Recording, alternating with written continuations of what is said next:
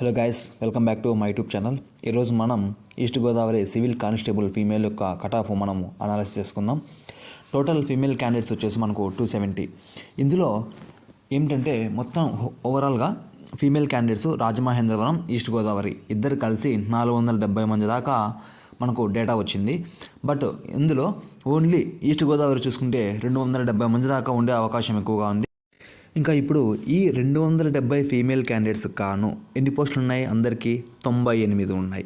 ఈ 98 ఓసీ వాళ్ళకే అంటేనే కాదు, మొత్తం all categories EWS, SC, ST, OBC వీళ్ళందరూ కలిసి 98 పోస్టులు ఉన్నాయి. అంటే ఒక్కొక్క కేటగిరీలో 30 మంది దాకా ఉండే అవకాశం ఉంది క్యాండిడేట్స్. ఇప్పుడు మనం ఈ కేటగిరీ వైజ్ ఎన్ని పోస్టులు వచ్చాయనేది మనం వారి యొక్క కట్ ఆఫ్ ఏ విధంగా ఉంటుందో డిస్కస్ చేసుకుందాం. ఇప్పుడు మనం ఈ 98 పోస్టులలో ఈడబ్ల్యూఎస్ కేటగిరీ, ఈ కేటగిరీకి ఎన్ని పోస్టులు ఉన్నాయి? 10 ఉన్నాయి. సో వీళ్ళ కట్ ఆఫ్ ఇది ఫస్ట్ టైం అనమాట. ఈడబ్ల్యూఎస్ అనేది 2018లో లేదు, మనకు ఈ 2025 నోటిఫికేషన్లో మనకు ఈడబ్ల్యూఎస్ మనకు ఇంపార్టెన్స్ ఇవ్వడం జరిగింది. ఇక్కడ వీళ్ళ కట్ ఆఫ్ చూసుకుంటే 85 నుంచి 90 ఎవరైతే స్కోర్ చేసింటారో డెఫినెట్గా వాళ్ళకు సివిల్లో ఫీమేల్స్కి ఒక పోస్ట్ వచ్చే అవకాశం ఉంది. ఇంకా ఒక 5 మార్కులు తగ్గే అవకాశమే ఉంటుంది, కానీ పెరిగే అవకాశం అయితే లేదు.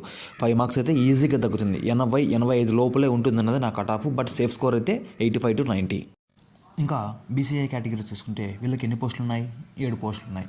ఈ 7 పోస్టులకు కాను వీళ్ళకి కట్ ఆఫ్ ఎంత వెళ్ళే ఛాన్స్ ఉందంటే 80 నుంచి 85 లోపల ఎవరైతే స్కోర్ చేసి ఉంటారో డెఫినెట్గా వాళ్ళకు ఒక సివిల్ పోస్ట్ వచ్చే అవకాశం అయితే డెఫినెట్గా ఉంది. ఇంకా నెక్స్ట్ కేటగిరీ వచ్చేసి బీసీబీ, వీళ్ళకి ఎన్ని పోస్టులు ఉన్నాయి? 10 పోస్టులు ఉన్నాయి. ఈ 10 పోస్టులకు కాను వీళ్ళకి సేఫ్ స్కోర్ ఎంత అంటే 78 to 80 to 85. సో ఈ రేంజ్లో ఎవరికైతే స్కోర్ ఉందో వీళ్ళకు నా సివిల్లో ఒక పోస్ట్ వచ్చే అవకాశం అయితే డెఫినెట్గా ఉంది.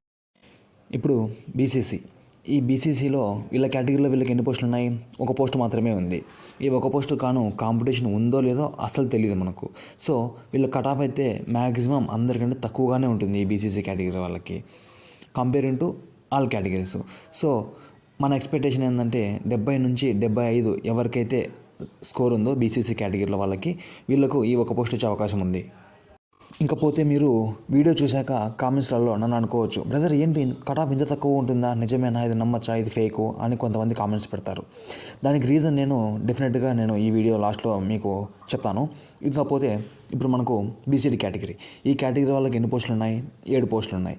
ఈ 7 పోస్టులకు కాను కట్ ఆఫ్ అనేది 85 to 90 ఎవరైతే ఈ బీసీడీ కేటగిరీ వాళ్ళు చేసి ఉంటారో 85 to 90 వీళ్ళకు సివిల్కి ఎలిజిబుల్ అయ్యే ఛాన్సు హెవీగా ఉంటుంది. ఇంకపోతే బీసీఈ కేటగిరీ, వీళ్ళకి పోస్టులు ఎన్ని ఉన్నాయి? 4 ఉన్నాయి. ఈ 4 పోస్టులకు కాను వీళ్ళ కేటగిరీలో ఎవరైతే 80 నుంచి 85 స్కోర్ చేసి ఉంటారో వీళ్ళకు సివిల్ పోస్ట్ వచ్చే అవకాశం ఎక్కువగా ఉంటుంది. ఇంకపోతే నెక్స్ట్ ఎస్సీ కేటగిరీ, వీళ్ళ కేటగిరీలో వీళ్ళకి ఎన్ని పోస్టులు ఉన్నాయి? 14 పోస్టులు ఉన్నాయి. ఎవరైతే 75 నుంచి 80 స్కోర్ చేసింటారో వాళ్ళకి సివిల్ పోస్టు వచ్చే అవకాశం మ్యాక్సిమం ఉంటుంది. ఎందుకంటే ప్రీవియస్ 2016, 2018 నోటిఫికేషన్లు చూసుకుంటే వీళ్ళకు 68 నుంచి 75 లోపల ఎవరైతే ఉన్నారో వాళ్ళకు ఆ 2 నోటిఫికేషన్లలో మోస్ట్లీ అందరికీ జాబ్ వచ్చేసింది. కావాలంటే మీరు వెళ్ళి చెక్ చేసుకోవచ్చు. 2016, 2018 నోటిఫికేషన్ వెళ్ళి చూసుకుంటే డెఫినెట్గా ఉంటుంది. ఇంకా ఎస్టీ కేటగిరీ, వీళ్ళ కేటగిరీలో వీళ్ళకు పోస్టులు వచ్చేసి 6 ఉన్నాయి. వీళ్ళ కట్ ఆఫ్ వచ్చేసి 70 నుంచి 75 ఈ 80 లోపల ఎవరైతే ఉన్నారో వీళ్ళకు కూడా సివిల్ పోస్ట్ వచ్చే అవకాశం ఎక్కువగా ఉంటుంది. ప్రీవియస్ కట్ ఆఫ్ అయితే వీళ్ళకి 63, 64 లోపల వచ్చిన వాళ్ళకి వీళ్ళకి సివిల్లోనే జాబ్ వచ్చేసింది. ఇంకా ఫైనల్లీ ఓసీ, ఈ ఓపెన్ కేటగిరీ, ఈ ఓపెన్ కేటగిరీ వాళ్ళకి ఎన్ని పోస్టులు ఉన్నాయి? మొత్తం ఓవరాల్గా 39 పోస్టులు ఉన్నాయి ఫీమేల్స్ వాళ్ళకి. ఇందులో అందరు ఎలిజిబుల్, అన్ని కేటగిరీ వాళ్ళు ఎలిజిబుల్. ఈడబ్ల్యూఎస్ కానీ, ఎస్సీ కానీ, ఎస్టీ కానీ, ఓబీసీ వాళ్ళు కానీ ఎవరైతే మెరిట్ స్కోర్ చేసింటారో ఈ 110, 115 చేసింటారో వీళ్ళందరూ వచ్చేసి ఓపెన్ కేటగిరీలో ఈ 39 పోస్టులకు ఎలిజిబుల్ అవుతారు. అప్పుడు ఈ 270లో ఈడే 40 మంది వెళ్ళిపోతే ఇంకా ఎంతమంది ఉంటారు? 230 మంది. ఈ 230 మందిలో కాను చాలా మటుకు స్కోర్ తక్కువ చేసిన వాళ్ళే ఉన్నారు. ఇక్కడ స్కోర్ ఎందుకు తక్కువ ఉందంటే చాలామందికి సిలబస్ పైన సరైన అవగాహన లేదు, ఆ రీజన్ చేసే టైం లేదు. మార్క్ టెస్ట్లు కూడా చాలామంది అటెంప్ట్ చేయకుండా డైరెక్ట్ ఎగ్జామ్కి వెళ్ళారు. అందుకు తోడు ఈ ఫీమేల్స్కి చాలా మటుకు అందరి అమ్మాయిలకి పెళ్ళిళ్ళు అవ్వడం జరిగింది, మ్యారేజెస్ కంప్లీట్ అయిపోయినాయి.